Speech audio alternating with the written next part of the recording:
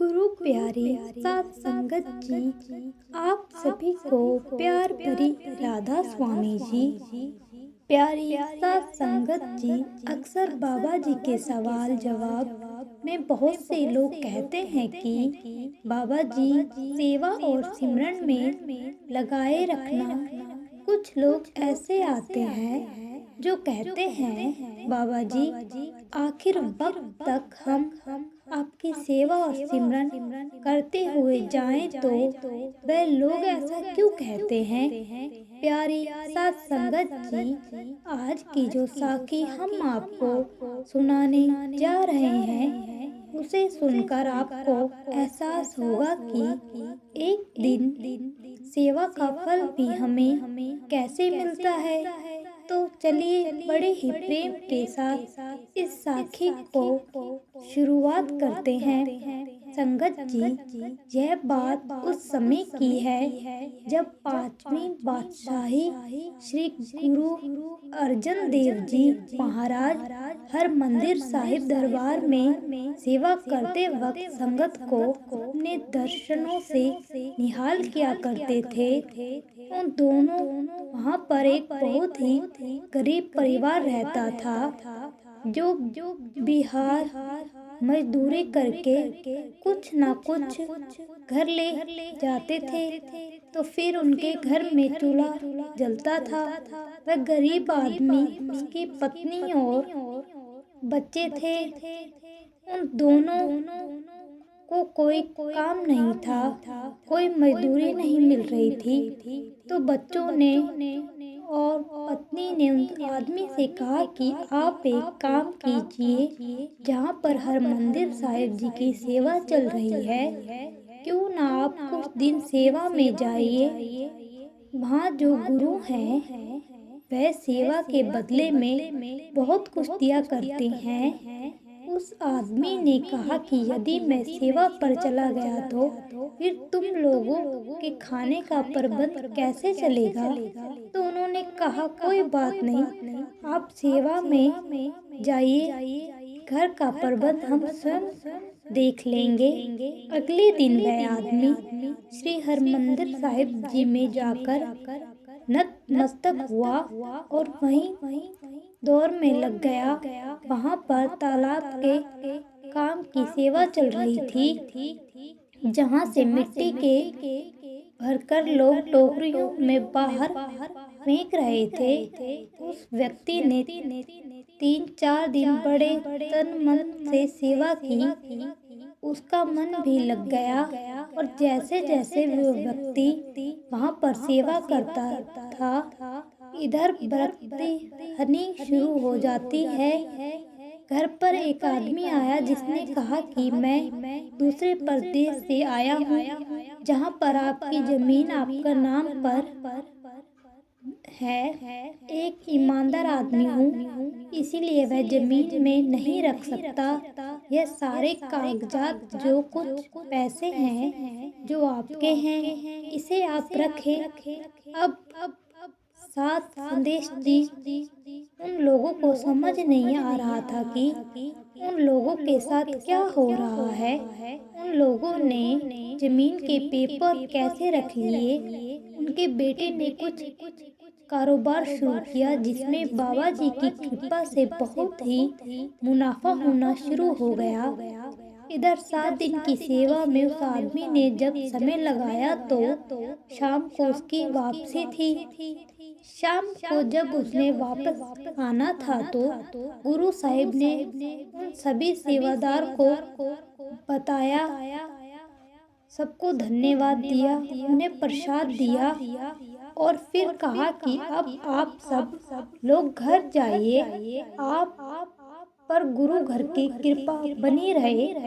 यह बात सुनकर उस आदमी ने सोचा कि मैं यहाँ पर 7 दिन से सेवा कर रहा हूँ और गुरु साहिब ने केवल यह कहा और वहाँ से भेज रहा है कि गुरु घर की कृपा आप पर बनी रहे। अब वह आदमी वहां से मायूस होकर प्रसाद लेकर चल पड़ा। जब घर आ रहा था तो रास्ते में एक सज्जन पुरुष उसे मिले। वह सज्जन पुरुष जो भी लोग वहां से सेवा कर कर आते थे, रास्ते में चाय नाश्ता उन लोगों को खिलाया करते थे, फिर उन्हें घर भेजते थे। अब जब वह आदमी सामने से गुजरा तो उस सज्जन ने उस आदमी से कहा, भाई साहब, आप सेवा ऐसे कर रहे हैं तो चाय नाश्ता कर कर घर को जाना। उस आदमी को थोड़ी भूख लगी थी और थका भी बहुत था, तो उसने क्या किया कि वहां पर बैठकर थोड़ा सा जलपान कर लिया। अब उस सज्जन ने पूछा कि आपको गुरु साहिब के दर्शन हुए? तो उस आदमी ने कहा कि मैं पिछले 7 दिनों से वहां पर सेवा कर रहा था। आज जब वापस आया तो गुरु साहिब ने दर्शन दिए और कहा कि गुरु घर की कृपा आप पर बनी रहे। ऐसा कहता हुआ वो आदमी बड़ा उदास दिखाई दे रहा था। तो सज्जन व्यक्ति ने कहा कि सच में आपको गुरु साहिब ने यह वचन कहे तो आप को तो खुश होना चाहिए। तो उस व्यक्ति ने कहा, यही था कि लेकिन मैं इन वचनों का क्या करूं, मैं तो बड़ा गरीब हूँ। लेकिन गुरु साहिब ने मुझे केवल यही बात कहकर वहां से भेज दिया। तो उस सज्जन व्यक्ति ने कहा, आप ऐसा करो कि मेरे पास 100 मोहरे हैं और यह 100 मोहरे मुझे ले लो, लेकिन जो वचन सतगुरु ने आपको कहे हैं वो वचन आप मुझे बोल दो। तो उस आदमी ने कहा कि यह बात ठीक है, मुझे थोड़ी मोहरे मिल जाएंगी तो मेरा कुछ हो सकता है, मैं वो वचन बोल देता हूँ। यह सोचकर उस आदमी ने 100 मोहरे उससे ले ली और यह कह दिया कि गुरु ने जो वचन मुझे कहे हैं वो वचन आपको के हुए गुरु घर की कृपा बाप पर बनी रहे। अब जैसे ही वह व्यक्ति वहां से निकला, घर पर जो मुनाफे का काम चल रहा था वह घाटे में जाना शुरू हो गया। जब तक वह घर पहुंचा और पहुंचने वाला था, रात हो गई। घर जाकर जैसे ही अपने घर वालों के पास गया तो उसके बेटे ने कहा, पिताजी, आप इतने समय के लिए वहां थे? ऐसे ऐसे बड़े ही भले व्यक्ति घर पर आए जिन्होंने हमें जमीन के पेपर दिए, पैसे दिए, कारोबार अच्छा चल पड़ा, लेकिन आज 4 बजे से हमारी बरकत होनी बंद हो गई है। उस आदमी को ख्याल आया कि 4 बजे तो मैंने उस सज्जन को गुरु साहिब के दिए हुए वचन दिए थे। उसने सारी बात अपने घर वालों को बताई कि जो गुरु ने मुझे वचन कहे थे वो वचन मैं किसी और आदमी को देख के आ रहा हूँ, तभी यह काम होना शुरू हो गया है। तो घर वाले पछताए और आपको गुरु साहिब ने जाकर माफ़ी मांगनी चाहिए ताकि फिर कभी ऐसा ना हो। तो उन्होंने ऐसा ही किया, वो गुरु साहिब के पास गए, उनसे माफ़ी मांगी, क्योंकि उन्हें इस बात का एहसास नहीं था कि सेवा का मूल्य क्या है, गुरु के वचनों का मूल्य क्या बात है, नहीं जानता। एक दिन की सेवा का मूल्य भी क्या हो सकता है।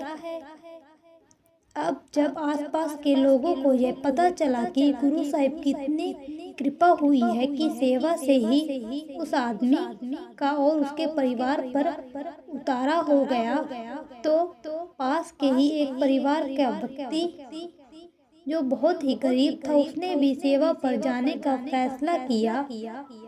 उस आदमी ने सेवा कि मैं वहां जाकर गुरु साहिब से कुछ नहीं मांगूंगा, मैं जाकर फ्री की सेवा करूंगा।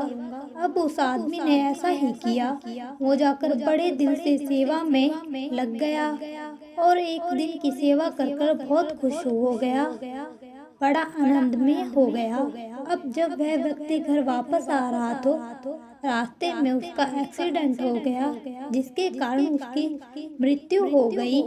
उस आदमी की मृत्यु होने के करीब 25 साल के बाद एक राजा इसी दरबार में आया।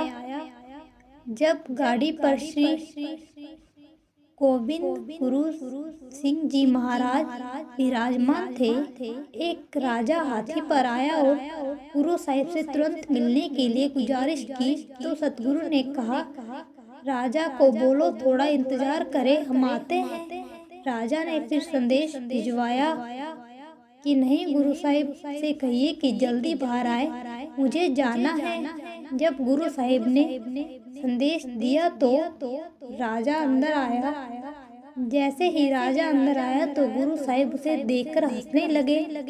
अब राजा को महसूस हुआ कि गुरु साहिब मुझे ऐसे देखकर क्यों हंस रहे हैं। जैसे राजा पास आता गया, गुरु साहिब की हंसी बढ़ती गई। अब जब राजा पास में आकर बैठा तो राजा ने सलाम कर कर गुरु से कहा कि गुरुजी, मुझे ये बात समझ नहीं आई कि आप मुझे देखकर हंस क्यों रहे थे। क्या मेरी शक्ल अच्छी नहीं है? यह मेरी तरफ से कोई गुस्ताखी हुई है तो? गुरु साहिब ने कहा कि ऐसा नहीं है, तुम्हारी शक्ल बहुत अच्छी है और तुमसे कोई गुस्ताखी नहीं हुई है। मैं तो गुरु की रहमत देखकर हंस रहा हूँ। उसने कहा, गुरु साहिब, मैं समझा नहीं, मुझे थोड़ा विस्तार पूर्वक समझाइए कि आप कहना क्या चाहते हैं। तो गुरु साहिब ने कहा कि पिछले जन्म में तुमने सिर्फ एक दिन की सेवा की थी और घर जाते वक्त तुम्हारी मृत्यु हो गई और गुरु ने तुम पर इतनी कृपा की कि वो एक दिन की सेवा का मूल्य तुम्हें राजा बनाकर देना पड़ा। आज वही व्यक्ति एक मिनट के लिए भी बाहर इंतजार नहीं कर सकता। वह आदमी झट से गुरु के चरणों में गिर गया और माफी मांगने लगा। तो प्यारी साध संगत जी, हम में से किसी को भी नहीं मालूम कि जो व्यक्ति सेवा पर जाते हैं उसका क्या मूल्य है। गुरु ने हमें सेवा के बदले क्या क्या देना है, हम तो ये सोच भी नहीं सकते। और साथ संगत जी, हमें सोचना भी नहीं चाहिए। हमें तो केवल अपने गुरु का पालन पूर्ण करना चाहिए और जब भी सेवा का मौका आए हमें हमेशा तत्पर रहना चाहिए और निष्काम सेवा करनी चाहिए। कभी ये मन में ख्याल नहीं होना चाहिए कि इसके बदले में गुरु हमें क्या देंगे। तो प्यारी साध संगत जी, अगर आपको रूहानी साखियाँ सुनना अच्छा लगता है तो कृपया चैनल को सब्सक्राइब करें। राधा स्वामी जी।